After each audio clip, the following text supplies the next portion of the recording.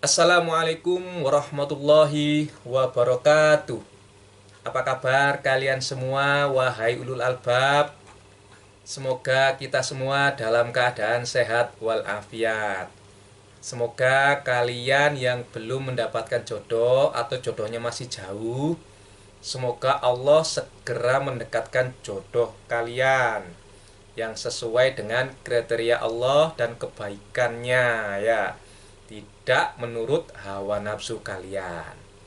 Semoga kita semua rezeki kita dilancarkan oleh Allah Subhanahu wa taala, dan semoga kita semua selalu dilindungi dan dirahmati oleh Allah Subhanahu wa taala. Amin ya rabbal alamin. Ngopi dulu, Bos. Mendung Surabaya tapi sumuk, Bos. Sumuk. Kemeringet, Bos.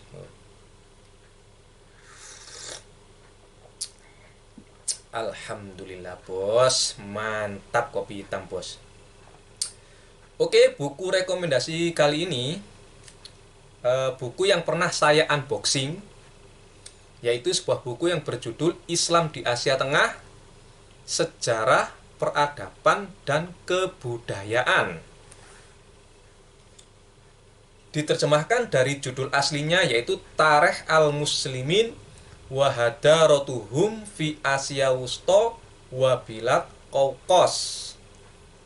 Penulisnya adalah Muhammad Abdul Azim Abu An-Nasr, diterjemahkan oleh Khalifur Rahman Fat dan Masturi Irham. Penerbitnya adalah Pustaka Al-Kausar, Kota Jakarta, tahun 2017, bulan Januari, cetakan pertama. Nah, nomor ISBN di buku ini sepertinya kurang lengkap. Jadi kalau kalian nanti setelah membeli buku ini, coba kalian cek nomor ISBN-nya, lalu kalian komen di video saya, ya. Karena di buku ini nomor ISBN-nya tertulis sebagai berikut: 978 garis min 979 garis min 595 garis min kosong. Tidak ada angka lagi. Lalu saya coba cek di internet, ya, di Google.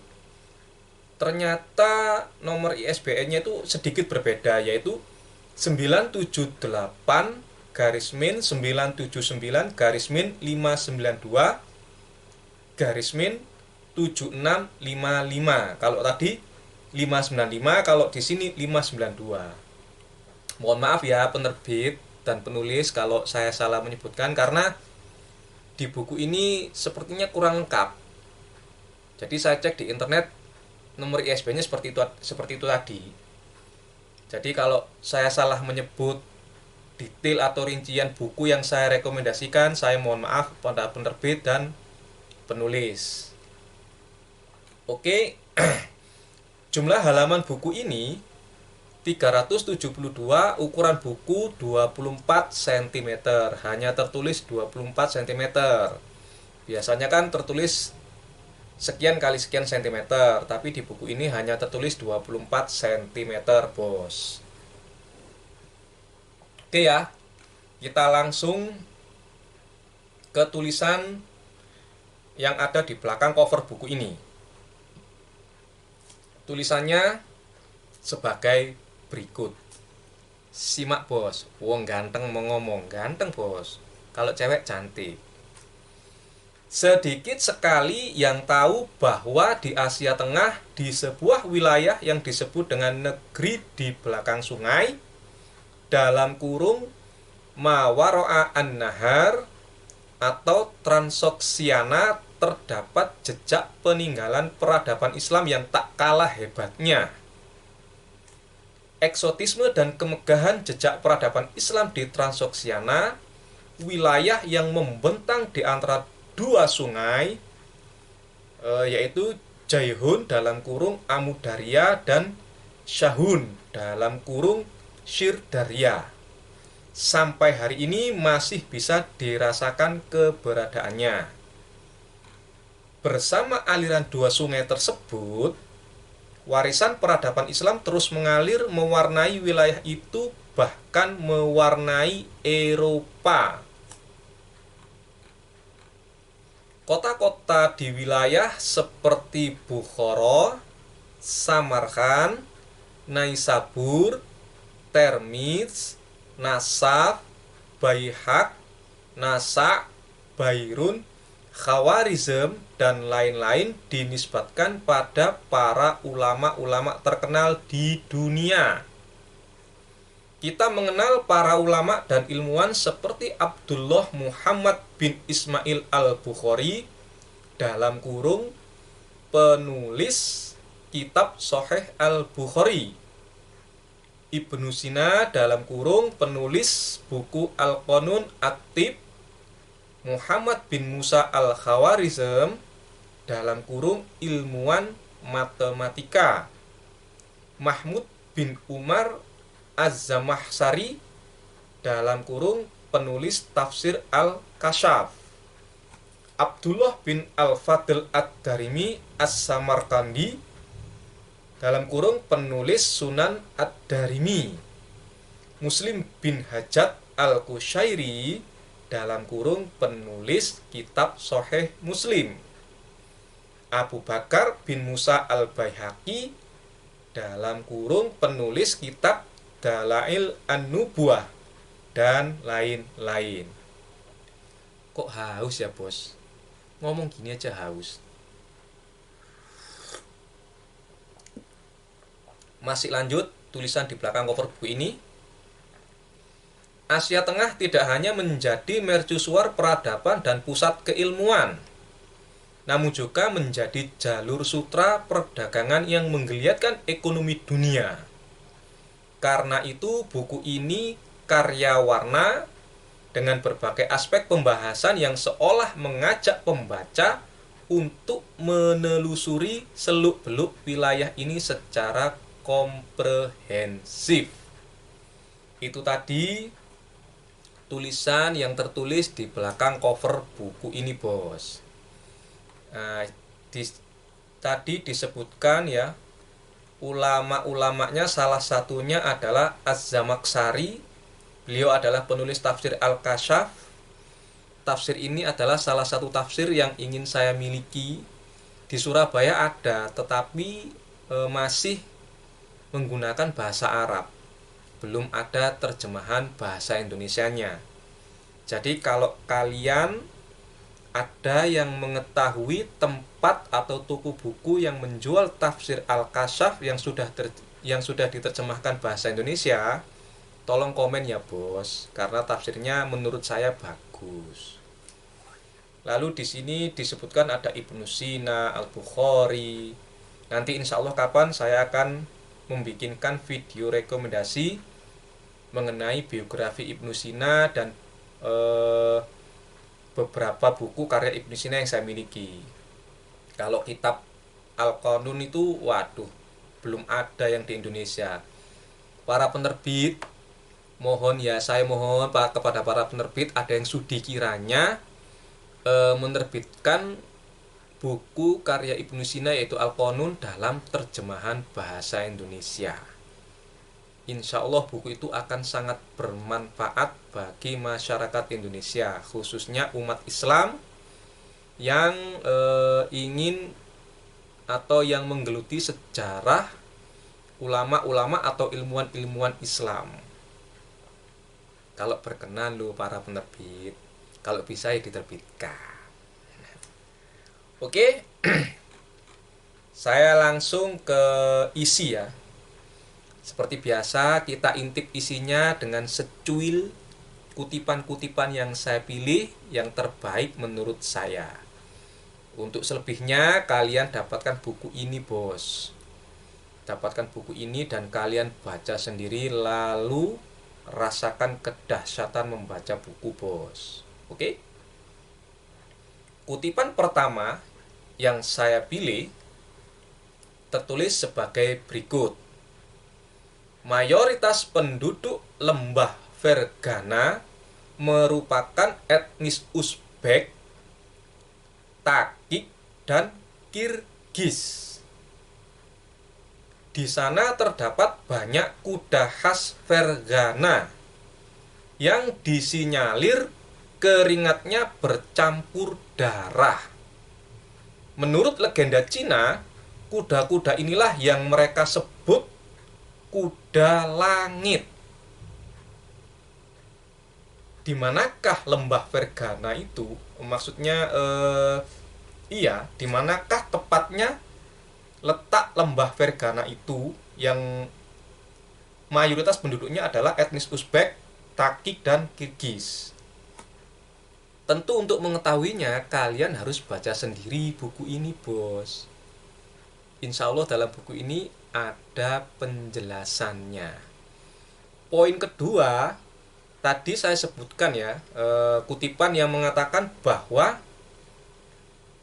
di lembah Fergana ini terdapat banyak kuda khas Fergana yang disinyalir keringatnya bercampur darah. Menurut legenda Cina, kuda-kuda inilah yang mereka sebut kuda langit.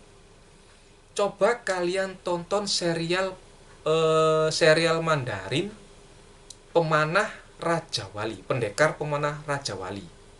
Kalau tahun 90-an itu sebutannya itu kueceng ya. Kalau bahasa Mandarinnya film yang sekarang tahun 2000 berapa itu 2017 yang terbaru itu Gocing. Coba kalian tonton ya. Serial Pendekar Pemanah Raja Wali tahun 2017.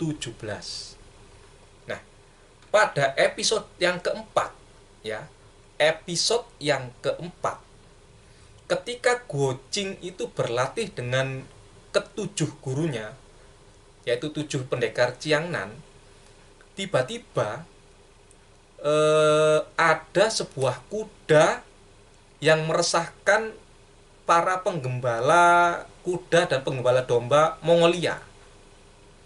Salah satu gurunya Gocing itu sangat gandrung dengan kuda.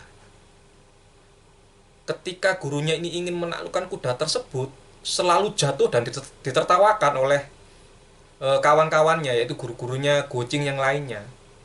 Bahkan orang Mongol di film tersebut mengatakan bahwa itu bukan kuda biasa, melainkan jelmaan Tien. Tapi diterjemahkan dengan apa ya? Jelmaan naga. Gitu, bos. Jadi lalu ketika Gocing berhasil menaklukkan kuda tersebut, ternyata kuda itu berkeringat darah. Taunya dari mana? Itu ada di episode ke-6. Ketika kuda itu ingin dicuri oleh pendekar wanita. Pendekar wanita keponakannya yang pendekar kodok itu. Nah, pendekar wanita ini ketika memegang kudanya Gocing yang dari Mongol itu, lalu salah satu pendekar wanita mengatakan, wah ini kuda legend bos, karena berkeringat darah. Jadi di setting film Pendekar Pemanah Raja Wali itu di Mongolia, tapi menurut buku ini kuda legenda yang disinyalir yang berkeringat darah itu adalah kuda khas Fergana, di mana mayoritas penduduknya merupakan etnis Uzbek, Takik, dan Kirgiz. Tapi di film Gocing adalah Mongolia. Itu bos. Coba kalian tonton, kalian baca buku ini lalu kalian tonton. Itu ada di episode 4 dan episode 6. Menitnya saya nggak tulis bos. Saya tahu sih, saya nonton. Itu bos. Oke? Itu tadi kutipan yang pertama. Lalu kutipan yang kedua. Oh, sebentar. Oh ya, kutipan kedua ya. Kutipan kedua, para sejarawan mengklaim bahwa bangsa Turki secara umum adalah keturunan Ya'jud dan Ma'jud. Titik. Ngopi dulu, bos. Mantap. Jadi di dalam buku ini ada tertulis para sejarawan mengklaim bahwa bangsa Turki secara umum adalah keturunan Ya'juj dan Ma'juj. Di video rekomendasi saya sebelum ini, yaitu video rekomendasi sebuah buku yang berjudul Kisah Para Nabi karya Ibnu Katsir. Dalam buku ini, di video rekomendasi buku ini ya, seperti yang sebelum-sebelumnya, yaitu bahwa ada hadis tentang keturunan anak Nabi Nuh yang bernama Yafis. Lalu dalam buku yang berjudul Jejak Ya'juj dan Ma'juj dalam inskripsi Yahudi, nih ya, di dalam buku ini sudah saya bikinkan rekomendasi videonya, sudah saya sebutkan rincian atau detail buku ini. Di dalam buku ini juga disebutkan hadis yang ada di dalam buku ini. Karena buku ini juga salah satu rujukan bukunya adalah ini. Lalu di dalam rekomendasi ya, di video rekomendasi buku karya Ibnu Khaldun yang ini Muqaddimah ya. Di buku ini juga menuliskan bahwa di Gunung Kukia di paling timur dan di atas sebagian dari Laut Lepas, di sana terletak Gunung Ya'juj dan Ma'juj. Seluruh penduduknya termasuk bangsa Turki. Kalian sudah beli apa belum, bos? Buku yang saya rekomendasikan. Jadi untuk memahami bangsa Turki, kalian membutuhkan beberapa alat atau literatur. Ya. Yang pertama adalah ini Kisah Para Nabi karya Ibnu Katsir. Lalu Risalah Ibnu Fadlan, dua literatur. Lalu Kamus Hazar, 3 literatur. Sejarah Kebudayaan Islam di Turki, 4 literatur. Lalu Kitab Muqaddimah karya Ibnu Khaldun, 5 literatur. Jejak Ya'juj dan Ma'juj dalam inskripsi Yahudi, 6 literatur. Lalu ini Islam di Asia Tengah, ada 7 literatur. Dan masih banyak sekali buku-buku mengenai sejarah Turki. Dan sejarah Turki ini tidak lepas dari sejarah Mongol. Jika kita membicarakan sejarah Mongol, maka tidak lepas dari peran Genghis Khan. Lalu merembet nanti itu Genghis Khan sampai ke Nusantara, sampai ke Timur Tengah. Akhirnya bukunya terus. Buku yang saya miliki tadi itu yang 7, itu hanya secuil dari ilmu mengenai Turki, mengenai sejarah Turki. Atau Turk yang disebutkan di dalam hadis. Dan untuk memahami hadis mengenai Turk tadi, kalian tentu harus memiliki syarah-syarah kitab hadis. Nggak angger njeplak, nggak angger nyeplos. Semua ada ilmunya, ada literaturnya. Syukur-syukur kalian memiliki guru pendamping. Jos, bos. Jos. Oke? Lalu tadi kutipannya cuman sebaris saja, bos ya.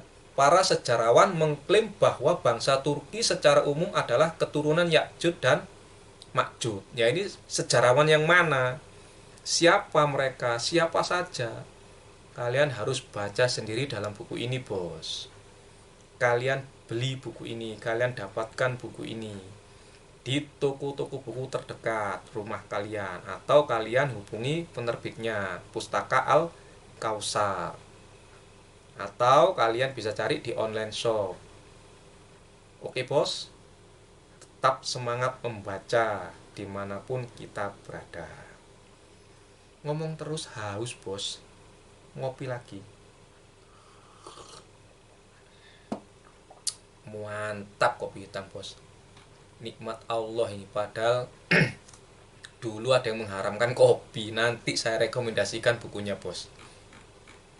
Kutipan ketiga yang saya pilih, wah ini ya ketiga ya, dengerin.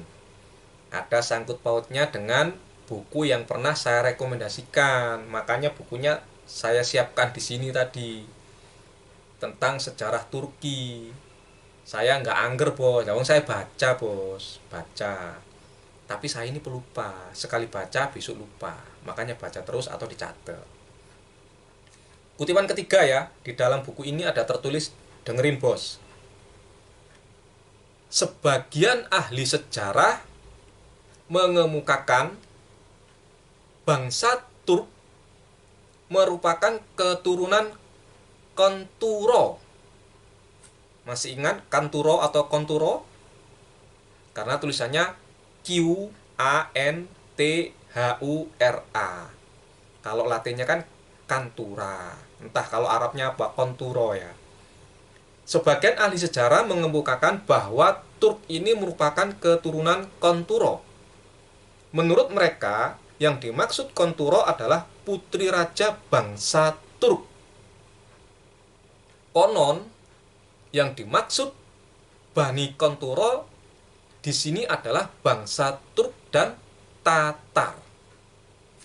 Kalian masih ingat di mana saya menyebutkan mengenai Konturo? Ada yang masih ingat? Ya, yaitu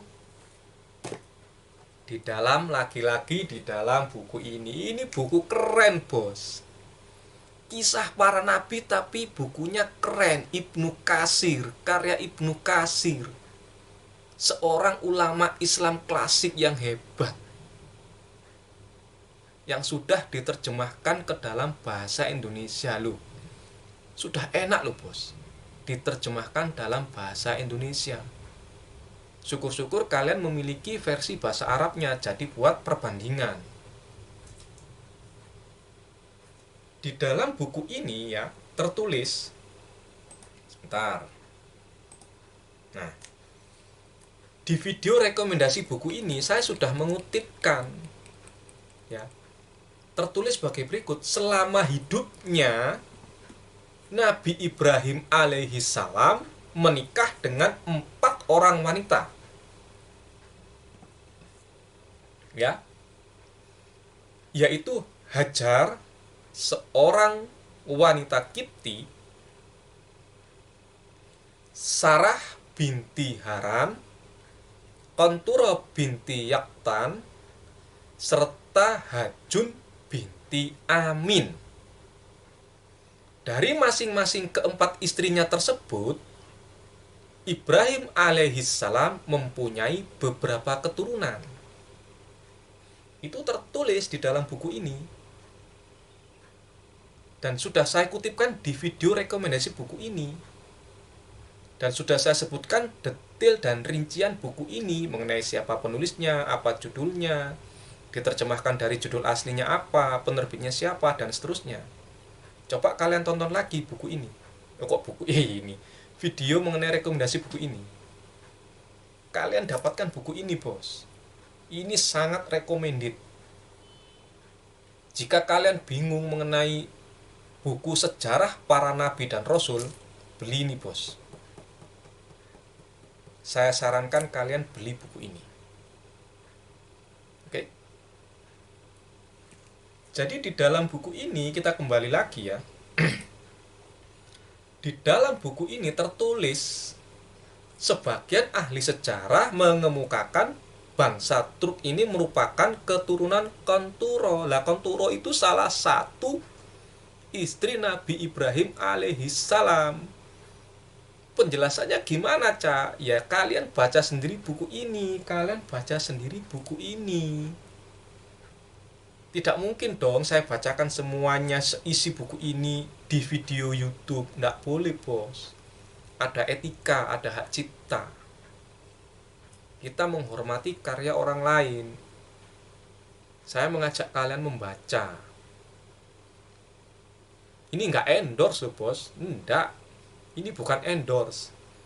Tapi saya mengajak kalian membaca. Karena di dalam buku-buku yang saya rekomendasikan, insya Allah banyak sekali ilmu-ilmu yang sangat bermanfaat bagi kita. Mumpung kita masih sehat, mumpung kita masih hidup, baca, bos. Imam Ahmad bin Hambal saja dikatakan, ya Imam, kalau saya tidak salah ingat ya, di buku Gila Baca Ala Ulama, kapan engkau akan berhenti menuntut ilmu atau mencari ilmu? Imam Ahmad mengatakan, saya akan menuntut ilmu mulai saya kecil sampai menuju liang lahat.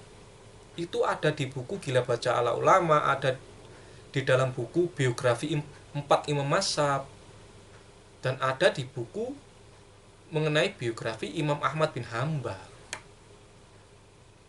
Para ulama-ulama itu meskipun sakit, mereka tetap menuntut ilmu, tetap belajar, bos.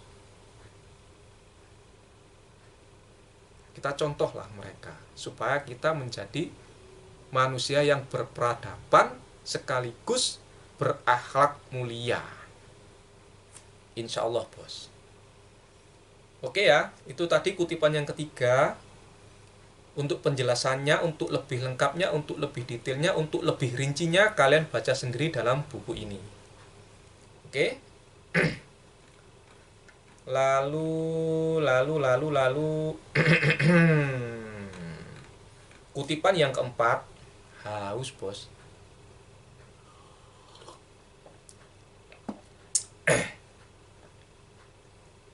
Mereka, ya, yang saya kutip mereka, tapi saya kasih sendiri dalam kurung, yang maksudnya adalah orang Mongol jarang sekali mandi. Tertulis di dalam buku ini. Mereka yang maksudnya adalah orang-orang Mongol jarang sekali mandi. Karena itu mereka dikenal kotor, dekil, dan bau. Konon, jika mereka melintas di suatu daerah, bau mereka melekat hingga sekian lama. Bukan saya yang ngomong, tapi tertulis di dalam buku ini. Siapa yang ngomong? Tentu penulis ini mengutip dari penulis lain. Siapakah dia? Tentu kalian harus baca sendiri di dalam buku ini. Jadi di dalam buku ini dikatakan bahwa orang-orang Mongol itu jarang sekali mandi. Karena itu mereka dikenal kotor, dekil, dan bau. Konon jika mereka melintas di suatu daerah, bau mereka melekat hingga sekian lama. Jika kalian memperhatikan kutipan ini, kalian tentu akan ingat dengan video rekomendasi buku yang telah saya bikinkan, yaitu buku mengenai catatan Ibnu Fadlan atau Risalah Ibnu Fadlan. Di dalam buku ini tuh ada tertulis bahwa, ya kan, mereka adalah salah satu bangsa paling jorok yang diciptakan oleh Tuhan. Dalam buku ini.